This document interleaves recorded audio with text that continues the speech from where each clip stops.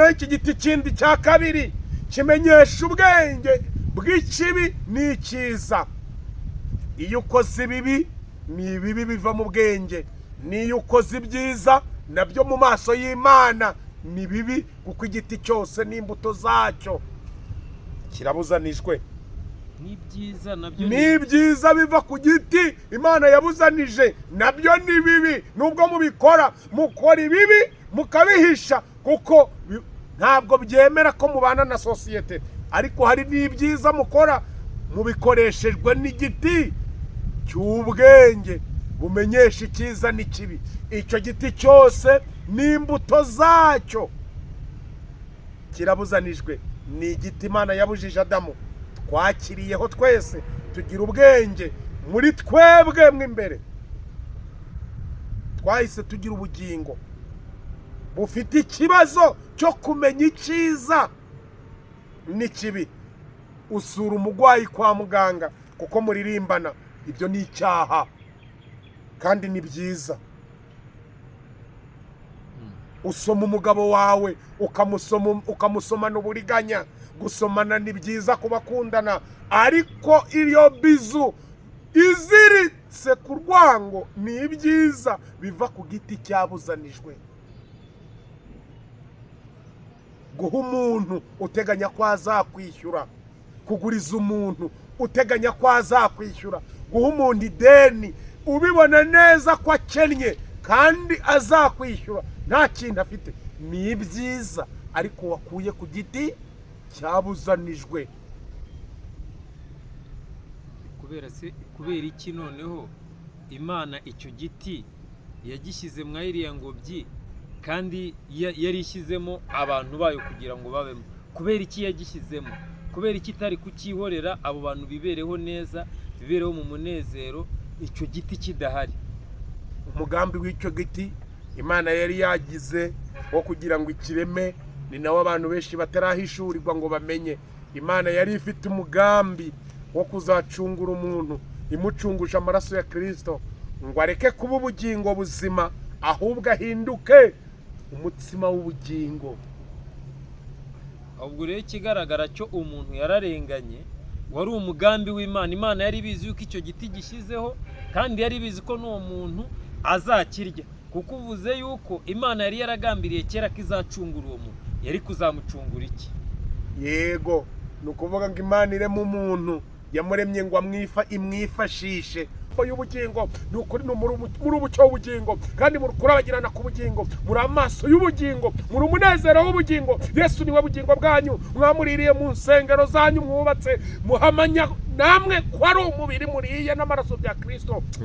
Kandi Kristo ni umucyo w'ubugingo, Kristo ni amaso y'ubugingo, Kristo ni amazi y'ubugingo, Kristo ni umucyo w'ubugingo. Oh haleluya! Umubiri n'amaraso bye mwariye mukananywa ni igihamya cy'uko muri ubugingo, ni igihamya cy'uko muri umutsima w'ubugingo. Ubariyeho wese agomba kumenya ubugingo, kandi agomba kumenya n'umucyo w'ubugingo. Izina ry'Uwiteka Imana nirahabwa icyubahiro. Oh Uwiteka Imana ishobora byose, ndagushimye. Wabwiye Nikodemu ngo umuntu utabyawe n'amazi n'umwuka ntabasha kwinjira mu bwami bw'Imana. Twabatirijwe muri Kristo nk'ikimenyetso cyo gupfana nawe, tuzukana na Kristo nk'uko twabambanywe nawe. Izina ry'Uwiteka Imana inuriwe, izina ryawe nirikigwe hejuru, kuko uri Imana. Reka ukomeze kubana n'ubugingo bwacu, amahoro yacu. Iteka Imana ni wowe, izina ryawe nirihabwa icyubahiro. No mu rupfu turabizi, we turaririmba, uri ubugingo bwacu, uri umucyo wacu. Izina ryawe nirihabwa icyubahiro. Niweho bwoko bwacu Mana, ubwoko bwawe nibwo bwacu. Oh izina ryawe nirishyigwe hejuru. Ndagushimiye ko kuri Imana y'amahoro, ndagushimiye ko kuri Imana itanga ubugingo, ndagushimiye ko kuri Imana itanga ubuzima, ndagushimiye ko kuri Imana itanga kuboneka. Izina ryawe nirihabwa icyubahiro. Icyubahiro n'urukundo byose biri mu Mana Data wa twese, kandi urwo yadukunze kera muri Kristo, na n'izi saha nirwo igomeje kudukunda. Izina ry'Uwiteka Imana rihabwa icyubahiro. Oh haleluya! Amen. Imana ishaka biho none n'iteka ryose, kandi amahoro Imana itanga ayashyire mu mitima y'abiringira ko bafite ubugingo buhoraho muri Kristo none n'iteka ryose. Amen. Amen. Amen. Uwiteka Imana nyiringabo, reka nsome iri jambo, iri jambo ryo muri Kristo, iri jambo ryo muri we, iri jambo nahawe kumenya na Kristo, izina ry'Uwiteka Imana nirihabwa icyubahiro. Tugiye gusoma igitabo cy'Itangiriro. Igitabo cy'Itangiriro ni ibice bibiri, umurongo n'uwa karindwi. Igice cy'Itangiriro cy'ibice bibiri, umurongo n'uwa karindwi. Tugiye gushakamo ijambo rivuga ngo igiti cy'ubugingo n'igiti cy'ubwenge bumenyesha icyiza n'ikibi. Ni igice cya kabiri cy'Itangiriro, umurongo n'uwa karindwi. Turakomeza tugera hafi 11, ahera karindwi. Igice ni cya kabiri cy'Itangiriro, duhere karindwi turagera 11. Usome mu izina rya Yesu Kristo. Amen. Kubw'abari muri Kristo, izina ry'Uwiteka Imana nirihimbazwe. Uwiteka Imana irema umuntu mu mukungugu wo hasi, imuhumekera mu mazuru umwuka w'ubugingo, umuntu ahinduka ubugingo buzima. Amena. Kanongere subiremo ngo Uwiteka Imana irema umuntu mu mukungugu wo hasi, imuhumekera mu mazuru umwuka w'ubugingo, umuntu ahinduka ubugingo buzima. 8. Uwiteka Imana ikeba ingobyi muri Edeni mu ruhande rw'iburasirazuba, iyishyiramo umuntu yaremye. Uwiteka Imana imeza igiti cyose cy'igikundiro cyera imbuto ziribwa, imezamo n'igiti cy'ubugingo hagati muri iyo ngobyi, imezamo n'igiti cy'ubwenge bumenyesha icyiza n'ikibi. Umugezi uturuka muri Edeni unetesha iyo ngobyi, uwo mugezi uvamo wigabanyamo 4. Mwakire neza amagambo y'Imana. Ijambo naringambiriye kugira ngo tuganireho n'aya magambo abiri cyangwa ibi biti bibiri.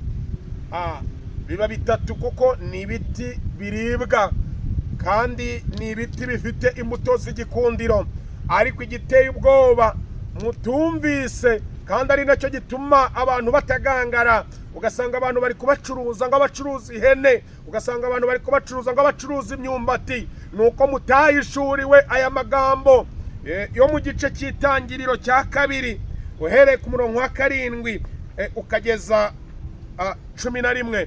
Harimo ibiti bitatu. Igiti cya mbere ni igiti cyari cyo cyose kiri mu ngobyi ya Edeni kiribwa. Igiti cya kabiri ni igiti cy'ubugingo, kandi icyo giti cy'ubugingo ukiriye agira ubugingo. Ni igiti cy'ubugingo, ugisoromye ahita agira ubugingo, kuko ubwacyo icyo giti Bibiliya iravuze ngo ni igiti cy'ubugingo. Nuko Uwiteka Imana ngo arongera amezamo n'ikindi giti, ubwo icyo giti ni icya gatatu. Icyo giti cya gatatu ni igiti gifite ibintu bibiri bikurikira mutitayeho kumenya. Ni igiti cy'ubwenge. Iki giti ndashaka kugira ngo mucyumve cyane. Ni igiti cy'ubwenge bumenyesha umuntu icyiza n'ikibi. Ni ukuvuga ngo icyo giti kimenyesha icyiza n'ikibi. Iyo ukiriye umenya ibintu bibiri, umenya ibibi kandi ukamenya n'ibyiza. Ni ukuvuga ngo umenya ibibi bikaba muri wowe, warangiza no kumenya ibyiza nabyo bikaba muri wowe. Ngo ariko icyo giti kirabuzanijwe. Aho iki giti gitereye ubwoba, icyo giti Imana yarakibujije. Yabwiye Adamu ngo umunsi wakiriyeho no gupfa uzapfa. Ariko abakirisitu mwese, iki giti musoromaho, mwamenye ubwenge bwo gutandukanya ibyiza n'ibibi. Nuko muheruka kurya kw'icyo giti mwakiriyeho mute? Ntago ari mwe mwarambuye, ahubwo mwakirishijweho. Niba mwararishijweho mugahita mumenya gutandukanya ibyiza n'ibibi, kandi atari mwe mwarambuye ukuboko ngo murye, ni nayo mpamvu muzagira ubugingo. Atari mwe mwabigizemo uruhari, ahubwo hari undi uzarambura ukuboko atanga umutsima w'ubugingo, ari we mubiri we mube mugize ubugingo. Iki giti cy'ubugingo ni Kristo. Iki giti kiribwa cy'ubugingo ni Kristo. Kristo niwe bugingo, Kristo ni igiti cy'ubugingo, Kristo ni umutsima w'ubugingo. Noneho iki giti kindi cya kabiri kimenyesha ubwenge bw'ikibi n'icyiza. Iyo ukoze ibibi ni ibibi biva mu bwenge, n'iyo ukoze ibyiza nabyo mu maso y'Imana ni bibi, kuko igiti cyose n'imbuto zacyo kirabuzanijwe. N'ibyiza biva ku giti Imana yabuzanije nabyo ni bibi. Nubwo mubikora, mukora ibibi mukabihisha, kuko ntabwo byemera ko mubana na sosiyete, ariko hari n'ibyiza mukora mubikoreshejwe n'igiti cy'ubwenge bumenyesha icyiza n'ikibi.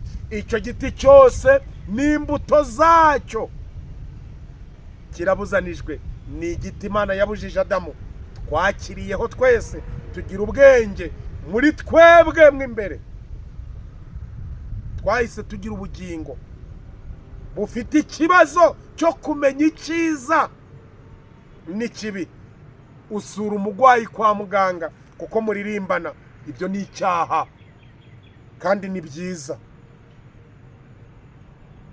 Usoma umugabo wawe ukamusomana uburiganya, gusomana ni byiza ku bakundana, ariko iyo bizu iziritse ku rwango ni ibyiza biva ku giti cyabuzanijwe. Guha umuntu uteganya ko azakwishyura, kuguriza umuntu uteganya ko azakwishyura, guha umuntu ideni ubibona neza ko akennye kandi azakwishyura nta kintu afite, ni ibyiza ariko wakuye ku giti cyabuzanijwe.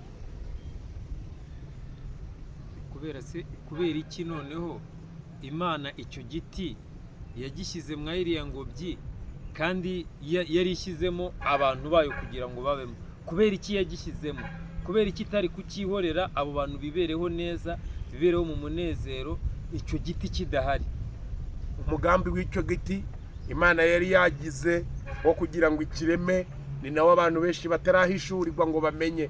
Imana yari ifite umugambi wo kuzacungura umuntu, imucungusha amaraso ya Kristo, ngo areke kuba ubugingo buzima, ahubwo ahinduke umutsima w'ubugingo. Ahubwo rero ikigaragara cyo umuntu yararenganye, wari umugambi w'Imana. Imana yari bizi yuko icyo giti gishyizeho, kandi yari bizi ko n'uwo muntu azakirya, kuko uvuze yuko Imana yari yaragambiriye kera ko izacungura uwo muntu. Yari kuzamucungura iki? Yego, ni ukuvuga ngo Imana irema umuntu, yamuremye ngo imwifashishe mu guca urubanza rw'intambara yari iri mu ijuru. Yaremye ikinyantege nkeya kugira ngo Satani wayobyaga bari mu ijuru abone uko acibwaho iteka, bakoresheje umuntu. Kuyoba k'umuntu ari igiti Imana yamubujije, Satani yahise yiyambura umubiri w'inzoka. Inzoka igenda buyoka, ari buyoka buheriheri buyoka, ariko Satani yavuye mu nzoka ahita yinjira mu muntu. Umuntu abahaye ubuturo Satani. Niyo mpamvu imirimo y'umuntu iyo apfuye yose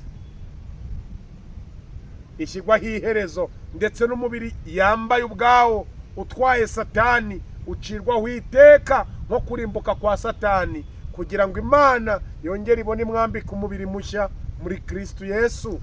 Bibiliya niko yambwiye. Bibiliya irambwira ngo uko azasa Kristo natwe niko tuzasa. Uko Adamu yasaga niko dusa uno munsi, ngo ariko uko Kristo azasa niko tuzasa. Twebwe turi igihamya cy'Imana, turi no gukiranuka kw'Imana, turi no guca amateka kw'Imana, kugira ngo Satani acigweho iteka. Izina ry'Uwiteka Imana nirihabwe icyubahiro. Ibyo bintu Imana yabigambiriye kera kose. Abana b'abantu Imana Data wa twese, uzabisoma mu gitabo cy'Ibyahishuwe ibice ni 13, hari kubonekamo amagambo avuga ngo umuntu wese izina rye ritigeze ryandikwa mu gitabo cy'ubugingo cy'umwana w'intama watambwe uhereye ku kuremwa kw'isi azaramya inyamaswa. Ni ukuri abantu bose bambaye inyama n'amaraso baramije inyamaswa, ariko bayiramirije muri Adamu wa kera, kuko bavuganye n'inzoka bumva ibyivuze. Icyo ni ikimenyetso cyo kuramya inyamaswa. Kabiri, iyo nyamaswa twayiramirije muri Adamu duhinduka inyamaswa abantu. Ayo magambo aboneka mu gitabo cya Yakobo. Ubu twabaye inyamaswa abantu. Icyakora muri Kristo Yesu turi abana b'Imana tubeshejwe n'igitambo cy'ikaruvari. Umuntu wese yifitemo ibibi, umuntu wese yifitemo ibyiza, kandi ibyiza by'umuntu mu maso y'Imana n'ubushwambagara, n'ibibi by'umuntu mu maso y'Imana n'icyaha, byose bicirwa witeka kugira ngo Imana itubashishe iducunguje amaraso y'igiciro cyinshi, kugira ngo bizitwe iby'ubuntu bitazitwa igihembo. Imirimo myiza ni muri Kristo Yesu, kugira ngo hatazagira umuntu wirarira. Ayo ni amagambo ari mu gitabo cy'Abaroma, wabirebera mu gice cya 3. Twakijijwe n'ubuntu, ntago byavuye ku mirimo. Ibyiza dukora ni iby'abantu, n'ibibi dukora nabyo ni iby'abantu, ariko byose Uwiteka Imana yabitsembeyeho umunsi umwe muri Kristo, kugira ngo ibintu byose muri Kristo tubiherege ubuntu atari igihembo. Iyo umuntu ahawe igihembo aba ari umukozi, kandi umukozi ntahama mu nzu kwa siteka. Ubwo tutari abakozi twaba abana b'Imana, ibyo duhererwa ku Mana byose bihwanye no guhererwa ubuntu kubwo gucungurwa kubonerwa muri Kristo Yesu. Isi Imana iyiduha, ubu butaka Imana yabuduhereye ubuntu, ubu butaka bwose Imana yabuduhereye ubuntu, nta kiguzi twatanze. Iri zuba riri kuva n'ubuntu, inyenyeri zaka nijoro n'ubuntu. Oh haleluya! N'ukwezi kwaka nijoro nako n'ubuntu. Amina. Nukuri n'ubuntu pe, n'abana duhabwa nabo n'ubuntu, n'ubutunzi mutunze byose n'ubuntu, n'iyi mibiri twambaye nayo n'ubuntu. Ibintu byose ku Mana n'ubuntu, ntabwo ari igihembo, kuko Imana ntikorerwa n'amaboko y'abantu. Mugira ikikenye uzabisoma mu gitabo cy'Ibyakozwe n'Intumwa 17, uzasanga n'amagambo avuga ngo Imana nta nubwo ikorerwa n'amaboko y'abantu. Uzabireba 17 pere 23 gere 27. Ibyakozwe n'Intumwa ni 17 23 ugere 27. Ni ukuri nimumara guhishurirwa ko igiti cy'ubugingo bumenyekanisha ikibi n'ikiza, cyangwa igiti cy'ubwenge bumenyesha ikiza n'ikibi. Ni ukuvuga ngo ntabwo twemerewe kugira ubwenge buvuye mu gushaka k'undi muntu, cyangwa buvuye mu gushaka k'umwana w'umuntu, ahubwo tumenye ubwenge buvuye mu gushaka kw'Imana. Ubwenge buva ku gushaka kw'Imana ni Kristo. Kristo yaduhindukiye ubugingo, Kristo aduhindukira ubwenge, Kristo aduhindukira kumenya, aduhindukira no gukiranuka. Yewe ni nawe mwuka utunihira iminiho itavugwa mu maso y'Imana, ni nawe udusabira kwa Data. Kuko iyo dusenze ntitumenye ibyo dusengera, niyo dusabye dusaba nabi. Niyo mpamvu ari utunihira iminiho itavugwa ngo abadata.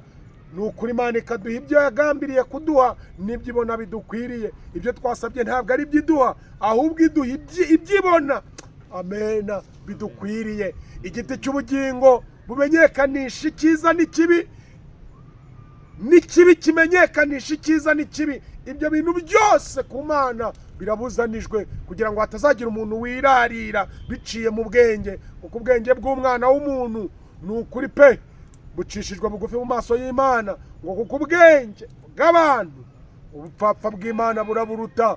Nicyo gituma hatazagira umuntu wirata ubwenge bwe. Nicyo gituma yashyizeho abakomeye n'aboroheje, kugira ngo ikatishe urubanza rw'abakomeye abanyantege nke, kugira ngo abanyambaraga batazirata imbaraga zabo, ahubwo birata ubushake bw'Imana.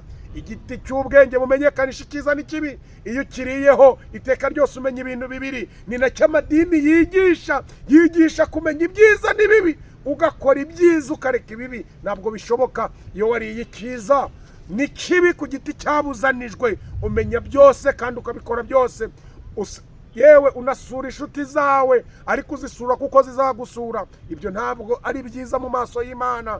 Ni ukuri pe, ukunda abana bawe ukabarutisha ba mugenzi bawe, ni byiza kubakunda, ariko ku Mana ibyo ntacyo bivuze. Byose biciriwe witeka. Ahubwo icyiza ngo nimugirira neza abanzi banyu. Amena. Nimugirira neza abanzi banyu, nibwo amahanga azamenya ko mubana nayo, nabo bareba ku bugome bitabe Yesu Kristo. Ntabwo ibyiza byanyu ari ibyo kugira ngo mwihimbaze, ahubwo ibyiza byanyu biza nk'impano ku Mana, bidaciye mu bwenge, ahubwo biciye mu rukundo mwamenye rwa Kristo. Nicyo gituma izabihinduza abanzi bayo, kugira ngo nabo bamenye ukuri ku ijambo ry'Imana. Mwakira amagambo meza y'Imana. Igitabo twasomaga ni igitabo cy'Itangiriro, 2 ere ku murongo wa 7, iki giti cy'ubwenge bumenyekanisha icyiza n'ikibi ndabinginga mbingingira Imana Data wa twese ngo mumanze mukige, mumanze mugisobanukirwe, hanyuma nzaza tukige neza tugihereye mu mizi. Imana niba ikinijije kuba nyambaye uyu mubiri w'inyama n'amaraso ubasha kubora, amahoro Imana itanga n'umunezero bigwire mubera bose bumvisha ibi bintu. Amen. Amen. Imana ibahe umugisha gukurikira umuntu Imana yatumye kugira ngo abagezeho ubu butumwa bwiza kandi Amen.